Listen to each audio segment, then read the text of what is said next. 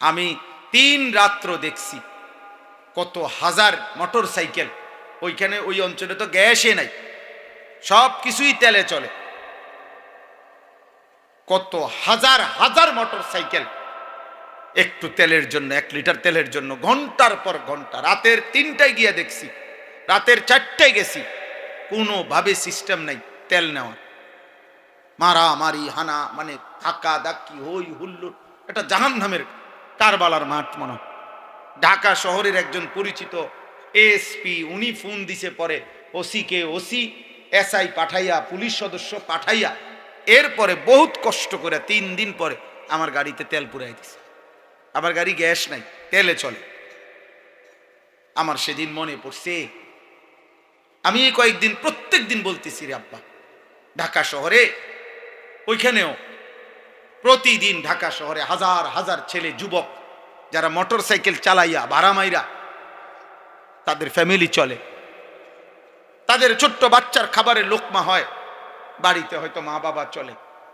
এই যুবকগুলো যদি 3 দিন 5 দিন 1 সপ্তাহ যদি তেল না পায়, এদের ইনকাম কোথায়?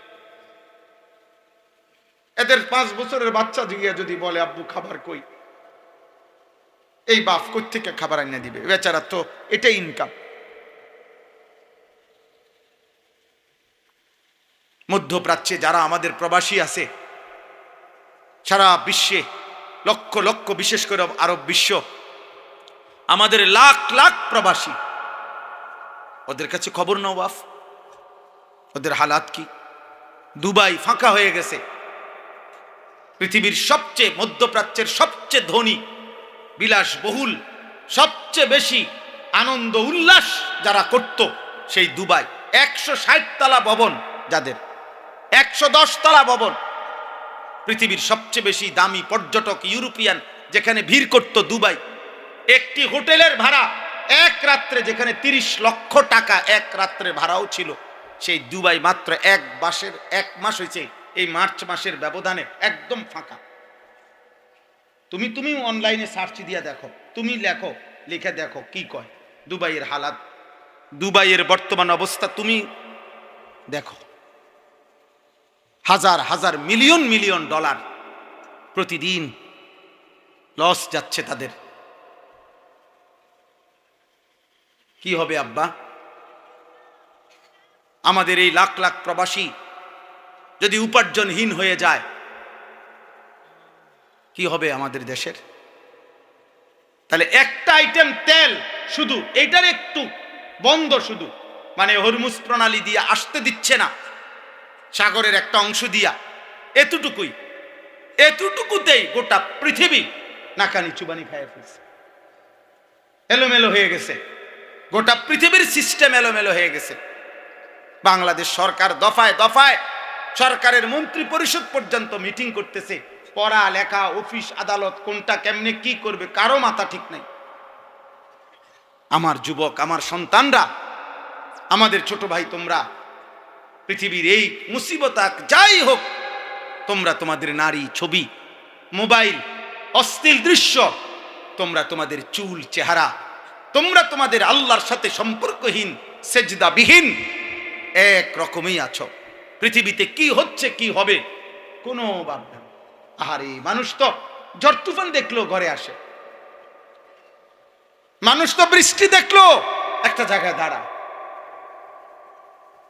আল্লাহর আযাব দেখলো কি একটু দাঁড়ানো উচিত না? বলেন, মানুষ তো ঝড় তুফান দেখলো একটু দাঁড়ায়, যে ঝড় তুফান আসতেছে।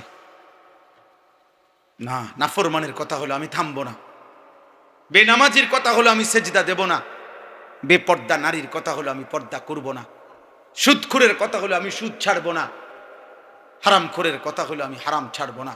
আমি এমনই থাকবো, তুমি বাঁচাইলে বাঁচাও, না বাঁচাইলে নাই। আল্লাহ আমাদেরকে দয়া করেন, আল্লাহ আমাদের উপরে রহম করেন। আমার ভাই, আমার বন্ধু, আমি মনে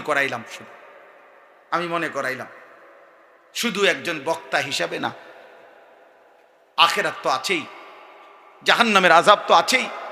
আমাদের এই গুনাহ, আমাদের এই পাপের কারণে কবরের আযাব, জাহান্নামের আযাব তো আছেই, কিন্তু দুনিয়ার মুসিবত তো সামনে। সারা পৃথিবীর বিদগ্ধ যারা গবেষক সবার কথা হলো আগামীর পৃথিবী সারা বিশ্বব্যাপী ধীরে ধীরে এখন হয়তো আবার থামবে। এই যুদ্ধ তো আরেকবারও থামছে না। আমি যে সময় হজে ছিলাম, গতবার হজের সময়, এই হজ্জের লাস্টে ওই সময় তো একবার লাগছিল, তো আবার থামছে, তো আবার এখন শুরু হইলো কেন বলেন? তাহলে ধীরে ধীরে এই ধাক্কা লাগতে লাগতে আগামীর পৃথিবী বিশ্বযুদ্ধের রূপ নিবে। আর আগামীর পৃথিবীর যুদ্ধই শেষ যুদ্ধ। আগামীর যুদ্ধ যেটাই হবে বিশ্বব্যাপী, খোদার কসম, এটা ঈমান আর কুফরের যুদ্ধ। একদিকে সব বেঈমান, একদিকে ঈমানদার।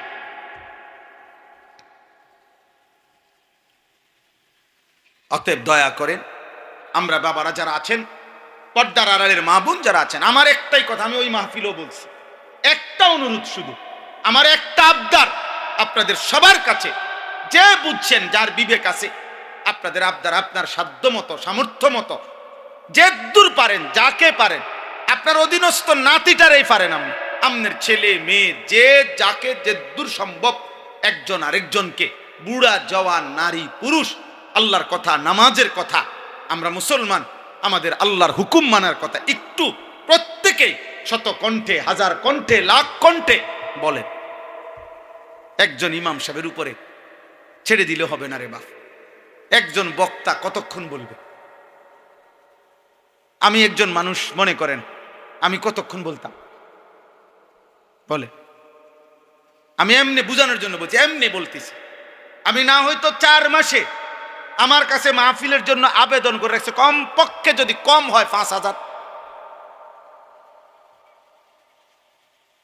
আমি খোদার কসম ফুটাঙ্গিরির জন্য বলতেছি না, এমনি বুঝাইলাম। তা আমি কি করবো এগুলো বলেন? আমি হিসাব করছি 4 মাসে মাহফিল দেওয়া যায় কমপক্ষে 200 বা 220টা সর্বোচ্চ। কিভাবে সম্ভব বলেন? তাহলে আমি একজন ইমাম সাহেব, একজন বক্তা, একজন হুজুর, সবাই আমাকে 2-4 জনের কান্দে তুলে দিলে তো হইতো না। আপনি দাদা বুঝি বৈশা বৈশা বাবা, আপনি ছেলেটার বাপ, আপনি বুঝি সারাদিন বিড়ি খাইয়া, আপনি বুঝি এই চা দোকানে গল্প করতে করতে শেষ করে দিবেন জীবন।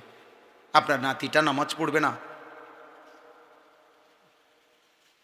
আপনি মুসলমান বাবা মা ঘরে ঘুমান, আপনি কি একটু চেষ্টা করলেও ফজরের নামাজে আপনি উঠাইতে পারতেন না বুঝি? আপনি কি কোনো চেষ্টা করতেন? বলে হুজুর শুনে না। আরে শুনে না তো 100 বছরও যদি না শুনে, কেউ যদি আল্লাহর কথা বলার পরে না শুনে, তা আপনারে বলতে নিষেধ করছে, বলা বন্ধ দিতে বলছে, এটা আপনারে বলছে কে? কথা আমার বুঝেন নাই? আমি মনে করেন আজকে 22 বছর আলহামদুলিল্লাহ আল্লাহর দয়ায় 2-4 শব্দ বলার তৌফিক আল্লাহ দিছেন। আজকে 22 বছর চলে আমার এই ওয়াজের জীবন আলহামদুলিল্লাহ, 2004 সাল থেকে।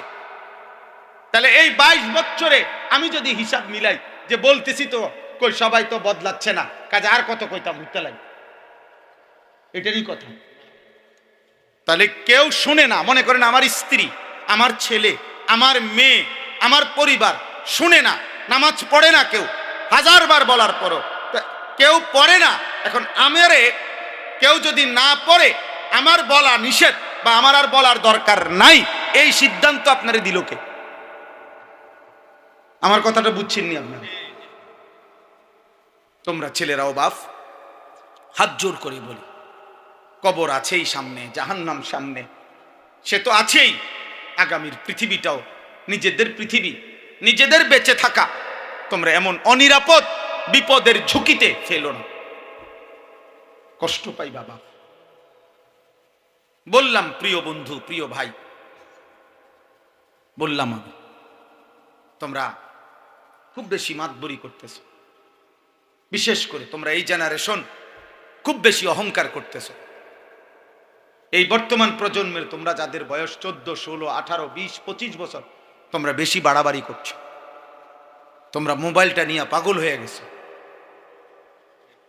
তোমরা নারীর মধ্যেই জীবনের সব সুখ খুঁজতেছ। তোমরা ছবি আর জিনা ব্যভিচারের দৃশ্য আর অসভ্যতা আর অশ্লীলতার উলঙ্গ দৃশ্যের প্রতি জীবনটা তোমরা ওয়াকফ করে দিচ্ছ। এটা ঠিক না বাপ, এটার একটা ক্ষতিকর চূড়ান্ত দুঃখজনক পরিণতি অচিরেই তোমার উপরে হোক অথবা তোমার পরবর্তী জেনারেশনের উপরে হোক, হবেই হবে। আমরা কিতাবে পড়ছি পূর্বপুরুষের দোয়া কোরআনে আছে, আমাদের দেশের কথার প্রচলনের মধ্যে আছে। কেউ যদি দিনদার হয়, কেউ যদি আলেম হয়, কেউ যদি নামাজি হয়, তো মানুষ বলে তার বাপদাদা পূর্বপুরুষের দোয়া ছিল। পূর্বপুরুষের নেক আমল পরবর্তীদেরকে ভালো হতে সাহায্য করে। পূর্বপুরুষের বদ আমল পরবর্তীদেরকে নাফরমান হইতে সাহায্য করে। আজকে যদি আমাদের পূর্বপুরুষ দোয়ার বরকতে অনেকে নামাজি, কিন্তু তোমাদের জেনারেশন, তোমাদের হাতে, তোমাদের পরবর্তী জেনারেশন কি হবে বলো ভাই? 365 দিনে যে কোনোদিন 5 ওয়াক্ত নামাজ পড়লা না, আল্লাহ চাহে তো 25 বছর বয়সে, 28 বছর বয়সে তুমি বিয়ে করিলে, আল্লাহ দিলে তোমার একটা সন্তান হইলে, তো ওই বাচ্চাটা একটু বুঝের হইলে ও কি করবে? ও কেমনে আল্লাহ চিনবে? ও নামাজ চিনবে কেমনে? আল্লাহ আমাদেরকে বিবেক দান করে, আল্লাহ আমাদেরকে বুঝ দান করে। অতএব আমি এই কথা মনে করাইলাম, কবরের আযাব, জাহান্নামের আযাব সেটা তো আরো ভয়ানক। দুনিয়ার এইটুকু পেরেশানি, তেলের পেরেশানি, খাবারের পেরেশানি, ক্ষুধার কষ্ট, অভাবের কষ্ট, এটা যদি হয় এমন নির্মম, তো আখিরাত, জাহান্নামের আযাব, কবরের আযাব বলে। এই কথাটাই এবার চলেন, এই আয়াতগুলো তর্জমা শুনেন, তাহলে এই কথা শেষ। আমি প্রত্যেককে মনে করাই দিলাম, গুনাহ ছাড়তেই হবে নিজের প্রয়োজনে, আমার প্রয়োজনে, আমার বিবি বাচ্চা, আমার সন্তান, আমার আগামীর বংশধরের জন্য আমাকে গুনাহ ছাড়তে হবে। আগামীর পৃথিবীতে বেঁচে থাকার জন্য নিরাপদে। আল্লাহ বলছে, মা আসাবাকুম মিন মুসিবাতিন ফাবিমা কাসাবাত আইদিকুম, তোমাদের উপরে যত মুসিবত আসে সব তোমাদের গুনাহের কামাই। তাহলে এটা দুনিয়ার মুসিবত বলছে। দুনিয়াতে তোমাদের উপরে ঝড়, ঘূর্ণিঝড়, বন্যা, মহামারী, জলোচ্ছ্বাস, মহামারী, অসুস্থতা, বড় থেকে বড় বিপদ আপদ, পেরেশানি। হযরত হাসান বসরি রাহমাতুল্লাহ তাফসীর আছে, উনি বলতেন, কারো গৃহপালিত পোষা গরু, ছাগল, ভেড়া, বকরি, হাঁস, মুরগিরও যদি কোনো রোগ হয়, অ্যাক্সিডেন্ট হয়, উনি বলতেন, খোদার কসম, এটা ওই ঘরওয়ালার, ওই বাড়িওয়ালার, ওই ফ্যামিলির মানুষদের গুনাহের কামাই। কারণ জানোয়ারের কোনো গুনাহ নাই, গরু ছাগলের কোনো গুনাহ আছে? গুনাহকার আমার, গুনাহকার আমার গুনাহকার বলেন আমার গুনাহ। আমার গুনার কারণে আল্লাহর সৃষ্টি পর্যন্ত কষ্ট পায়, চতুষ্প জন্তু পর্যন্ত কষ্ট পাবে। এজন্য কোরআনুল কারীমের মধ্যে আল্লাহ তাআলা বারবার বলছে, বান্দা গুনাহ ছাড়ো।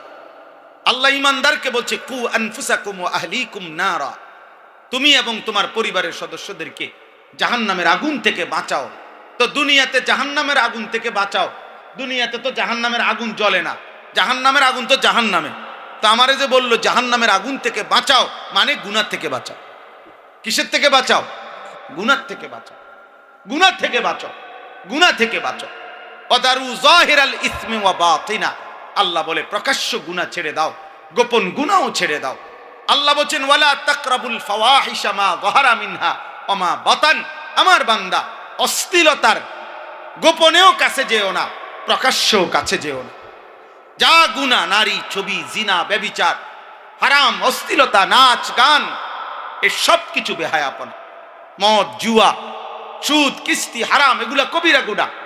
নবীজি বলছেন, আমি নিজে তাফসীরের মধ্যে পড়ছি, আল্লাহর নবী বলছে, যে মদ পান করে অথবা যে ব্যভিচার করে, জিনা করে, কোন নারীর সাথে হারাম সম্পর্ক করে, অথবা নেশা করে, নেশাখোর, এই যে গাঁজাখোর, পুট্টাখোর, বাবাখোর, ডাইলখোর, এই হারামখোর, আল্লাহর নবী বলছেন, কসম আল্লাহর, একটা ছেলেও শোনো, আল্লাহর নবী বলছে, যে নেশা করে অথবা যে জিনা করে, আল্লাহর নবী বলছেন, আল্লাহ তাআলা নাজা আল্লাহু মিন কলবিহিল ঈমান কামা ইয়াখলাউল ইনসানু আল কামিসা মিন রাসিহি, আল্লাহ তাআলা ওই নেশাখোর অথবা জিনাখোরের কলিজা থেকে ঈমান এভাবে টেনে বের করে ফেলে, মানুষ যেমন গায়ের জামা শরীর থেকে খুলে ফেলে।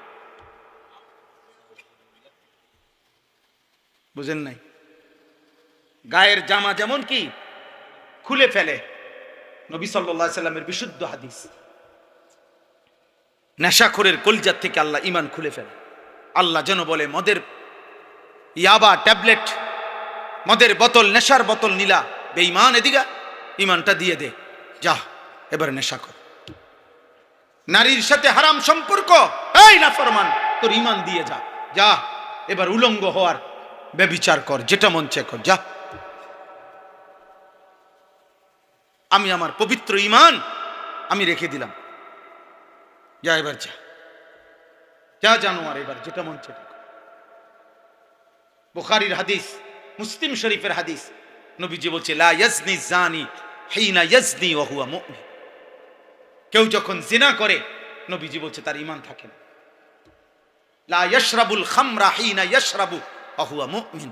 নবীজি বলছে কেউ যখন নেশা করে তার ঈমান থাকে না।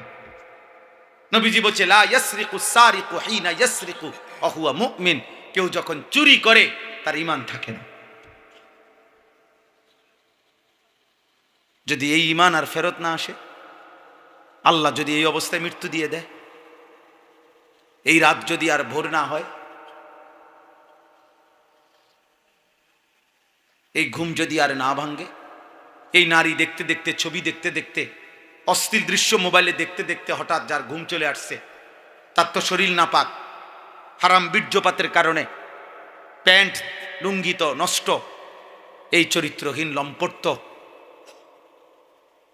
ফরজ গোসল তার উপরে, সে নাপাক, এই অবস্থায় ঘুমায় গেছে। এই ঘুম যদি আর না ভাঙে, এই রাত যদি আর ভোর না হয়,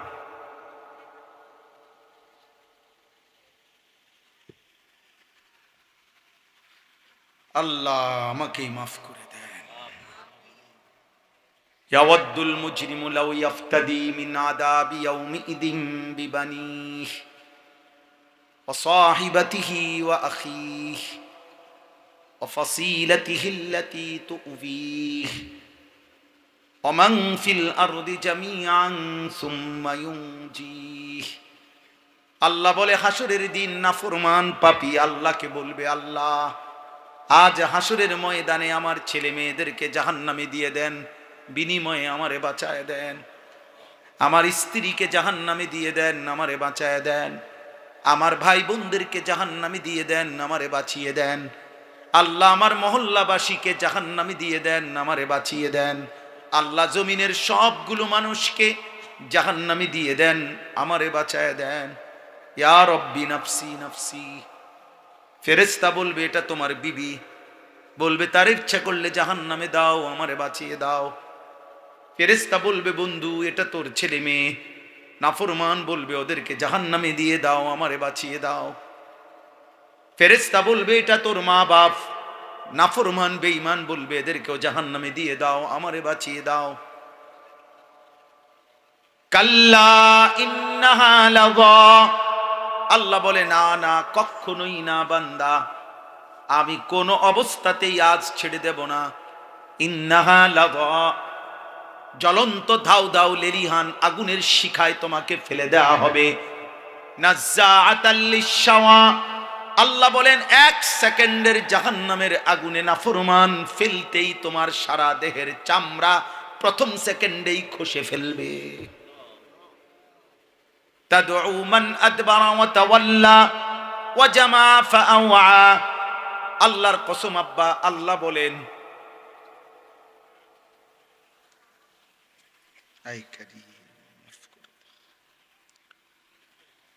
আল্লাহ বলেন নাফরমান পাপী এদিক সেদিক দৌড়তে চাইবে।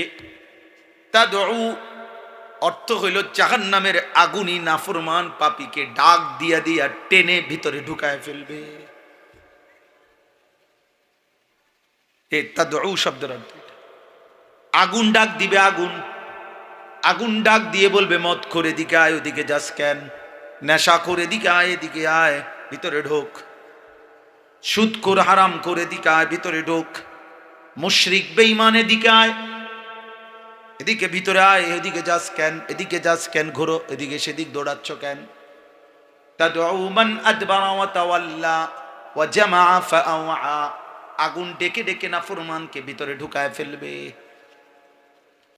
এই জন্য আমি অনুরোধ করছি বোনদের কাছে, আপনারা আপনাদের স্বামীর পবিত্র আমানত, নিজেরা ইজ্জত আব্রু হেফাজত করবেন। বোন যারা অবিবাহিত মেয়ে, তোমাদের জন্য বোন আমার অনুরোধ হচ্ছে, আল্লাহ তাআলা কোরআনুল কারীমের মধ্যে স্পষ্ট বলছে, যে কন্যা পবিত্র অচিরেই তার স্বামী মিলবে অপবিত্র, যেই ছেলে পবিত্র অচিরেই তার স্ত্রী মিলবে পবিত্র। আর নাই তো যদি মেয়েটা অপবিত্র খবিস হয়, স্বামী হিসাবে যেটা জুটবে সেটাও খবিস। ছেলেটা যদি নষ্ট চরিত্রের হয়, আল্লাহর কসম, আল্লাহ ওয়াদা দিছে যে তোর স্ত্রীও মিলবে খবিস। এই জন্য এক তো রাস্তার বেডইত সাউন্ড আর রাস্তার বেডিত সাউন্ড, মোবাইলের বেডিত, এটা তো ক্ষণিকের বিষয়, এটা পার হয়ে যায়। কিন্তু বউ যার অসৎ হয়, দোস্ত মনে রাখো, বউ যার চরিত্রহীন, বউ যার 3 নম্বর 2 নম্বর 4 নম্বর পরকীয়ায় আসক্ত, বউ যার বদ আখলাক, ওই ঘর জাহান্নামের আগুন, জাহান্নামের টুকরা ছাড়া আর কিছু না। তখন বুঝবা কয় দিনে রাত যায়, 24 ঘন্টায় দিন না 28 ঘন্টায় দিন, তখন বুঝবা। এই জন্য নষ্ট হইও না, আখলাক নষ্ট করো না, আল্লাহ হেফাজত করেন। আমার জিন্দিগিটাই নওজোয়ানের ফিকির নিয়ে, আমি এই জন্য এটা বলি, এই জন্য যে ইনশাআল্লাহ যুবক তুমি উঠো, নওজোয়ান উঠো, দাঁড়াও, হিম্মত করো, আগে বাড়ো, পারবা তুমি ইনশাআল্লাহ। আল্লাহ তাআলা আমাদের প্রতিটা ছেলেকে কবুল করেন। পর্দার আড়ালের মা বোন যারা আছেন, মা আপনাদের কাছে আমার বিনীত অনুরোধ, মা নিজের আখলাক, নিজের পর্দা পুশিদা এটা নষ্ট করেন না, নিজের চরিত্রের হেফাজত করেন। যাদের স্বামী প্রবাসী, যাদের স্ত্রী আছেন প্রবাসী স্বামী, মেহেরবানি করে বোন আপনি আল্লাহর জন্য সবর করেন, নিজের আখলাক চরিত্র ভালো রাখেন। বেচারা 16 বছর 12 বছর 14 বছর নিজের ঘাম ঝরাইয়া রক্ত পানি করে টাকা উপার্জন করে আপনাদের জন্য পাঠায়, স্ত্রী ছেলে মেয়ের জন্য বাড়িতে কয়টা টাকা পাঠায়। বিশ্বাস করেন এই বছরও আমি তো প্রতি বছর হজ ওমরায় গেলে এই মক্কায় মদিনায় প্রবাসীদের রুমে রুমে যাই, সৌদি আরব যারা থাকে, কত যুবক কত প্রবাসীর কাহিনী যে শুনি আমি কাঁদে। এইবারও বলছে এক ছেলে, গজর আমি 8 বছরে কোনোদিন এই সৌদি আরব একটা ডাক্তার দেখাইনি,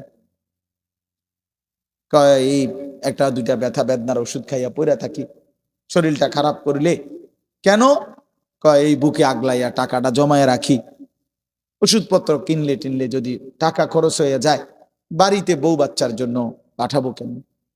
এত কষ্টের টাকা, বিশ্বাস করে প্রবাসীর প্রতিটা টাকার মধ্যে ঘাম যেন ভিজা থাকে, ঘাম ভিজা থাকে। এই কষ্টের টাকা দিয়া ছেলেটা যদি তোমার বাবা পাঠাইবার পর, আমার প্রিয় ভাই, তুমি যদি সারাদিন মোবাইল টিপো, উলঙ্গ ছবি দেখো, নাচ গান দেখো, নর্তকী দেখো, জিনা ব্যভিচারের দৃশ্য দেখো, এটা ইনসাফ হয় না। এত বড় স্বার্থপর, এত বড় বেইনসাফ জালেম তুমি হইও না, একদিন তুমিও কষ্ট পাইবা। নয়তো এত কষ্টের টাকার পরে যদি স্ত্রী বেপর্দা বেহায়াই হয়, তো এই বেচারার জীবনের প্রাপ্তিটা কি?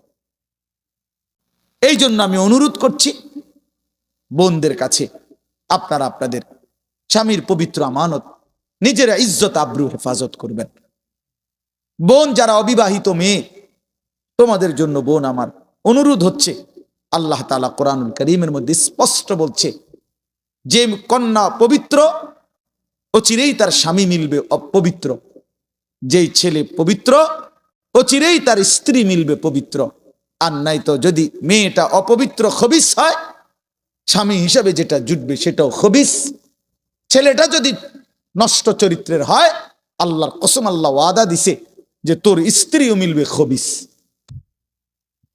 এই জন্য এক তো রাস্তার বেডইত সাউন্ড আর রাস্তার বেডিত সাউন্ড, মোবাইলের বেডিত, এটা তো ক্ষণিকের বিষয়, এটা পার হয়ে যায়। কিন্তু বউ যার অসৎ হয়, দোস্ত মনে রাখো, বউ যার চরিত্রহীন, বউ যার 3 নম্বর, 2 নম্বর, 4 নম্বর, পরকীয়ায় আসক্ত, বউ যার বদ আখলাক, ওই ঘর জাহান্নামের আগুন, জাহান্নামের টুকরা ছাড়া আর কিছু না। তখন বুঝবা, তখন বুঝবা কয় দিনে রাত যায়, 24 ঘন্টায় দিন না 28 ঘন্টায় দিন, তখন বুঝবা। এই জন্য নষ্ট হইও না, আখলাক নষ্ট করো না। আল্লাহ হেফাজত করেন, আল্লাহ সবাইকে কবুল করেন। এই মাহফিলকে আল্লাহ তাআলা ভরপুর বরকত দান করেন। আপনারা খুব দান করছেন, মাশাআল্লাহ। আপনাদের সমস্ত দানে আগামী বছরের জন্য যারা নিয়ত করছেন, আল্লাহ আপনাদের সবাইকে কবুল করে নেন, উত্তম বিনিময় দান করেন, হায়াতে তাইয়্যিবা দান করেন। আলহামদুলিল্লাহি রাব্বিল আলামিন। মাওলায়ে করিম আপনি মাফ করে দেন, রব্বে করিম আপনি মাফ করে দেন, মেহেরবান মাওলা আপনি মাফ করে দেন, রাত গভীরে মাওলা মাফ করে দেন, আগামী জিন্দেগি আপনি সুন্দর করে দেন, ঈমান আমলের দৌলত দান করেন, পেছনের জীবনের সমস্ত গুনাহ মাফ করে দেন।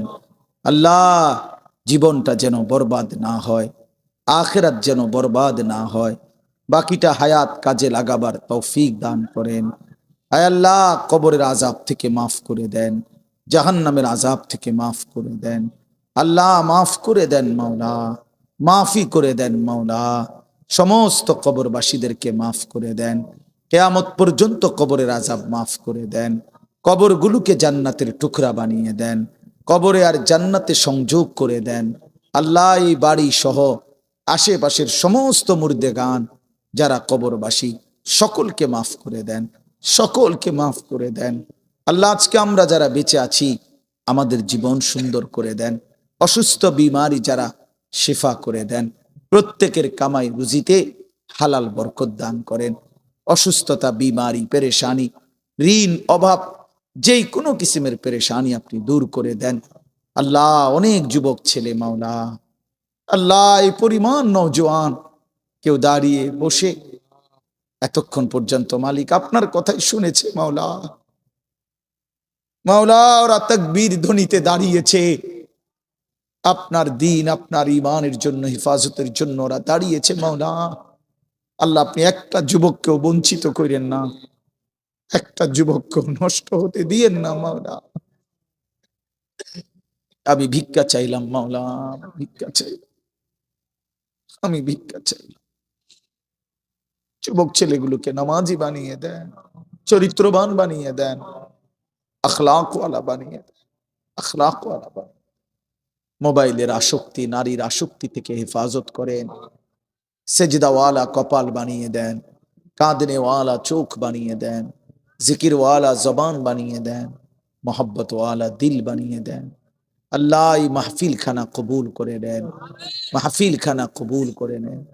বাবারা, চাচারা, মুরব্বীরা, দাদারা, কতজন কতভাবে এই মাহফিলে অংশগ্রহণ করেছে, যাকে যেভাবে বলছে প্রত্যেকেই মহব্বতের সাথে নিয়ত করছে, দিছে, সামনে দিবে, ওয়াদা দিছে।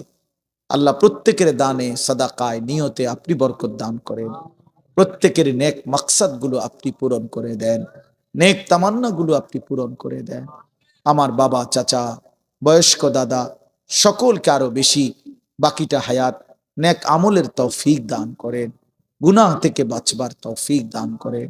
মা বোন যারা পর্দা পুশিদায়, আল্লাহ সমস্ত নারীকে নিজেরা ইজ্জত আবরুর হেফাজত করার তৌফিক দান করে, পর্দা পুশিদা দান করেন।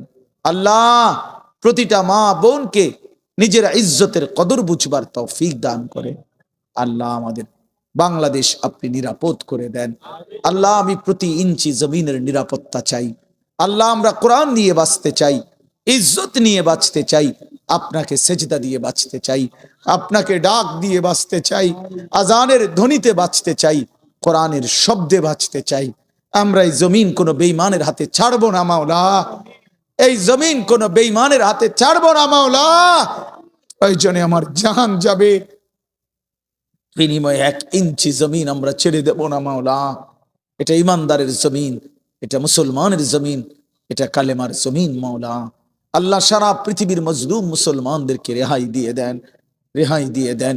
গাজা, ফিলিস্তিন, লেবাননের মুসলমানকে বাঁচান, আল্লাহ ফিলিস্তিনের বিজয় আমরা চোখে দেখতে চাই মাওলা, ফিলিস্তিনের বিজয় দেখতে চাই মাওলা, ফিলিস্তিনের আজাদি শুনতে চাই মাওলা। আল্লাহ আমরা শুনতে চাই মাওলা, আপনি ফিলিস্তিনকে বিজয় করে দেন, ইমানদারকে বিজয় দিয়ে দেন, ইসরায়েলের ইহুদি বেঈমানদেরকে ধ্বংস করে দেন। আল্লাহ যার যত মাকসাদ আপনি পূরণ করে দেন।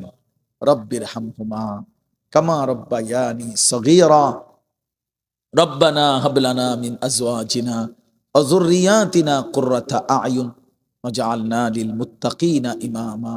সুবহানা রাব্বিকা রব্বিল ইজ্জাতি আম্মা ইয়াসিফুন ওয়া সালামুন আলাল মুরসালিন আলহামদুলিল্লাহি রাব্বিল। একটা মিনিট, একটা ছোট্ট কথা। আগামী শনিবার 14ই ডিসেম্বর, রোজ শনিবার, আমার যেই মাদ্রাসা কুমিল্লা ক্যান্টনমেন্টের একটু আগে ময়নামতি সাহেবের বাজার, ওইখানে বার্ষিক মাহফিল আমার মাদ্রাসার। অনেক বড় বড় ওলামায়ে কেরাম আসবে। আল্লামা খালেদ সাইফুল্লাহ আইয়ুবী সাহেব, আল্লামা আব্দুল বাসেত খান সিরাজি সাহেব, আমার শায়েখ আল্লামা মুফতি মুশতাকুন নবী কাসেমি এবং হেফাজতে ইসলাম বাংলাদেশের মহাসচিব আল্লামা শায়েখ সাজিদুর রহমান সহ বড় বড় বুজুর্গ ওলামায়ে কেরাম আসবেন। আপনাদের সবাইকে দাওয়াত করলাম। সুযোগ থাকলে চেষ্টা করবেন আমাদের আগামী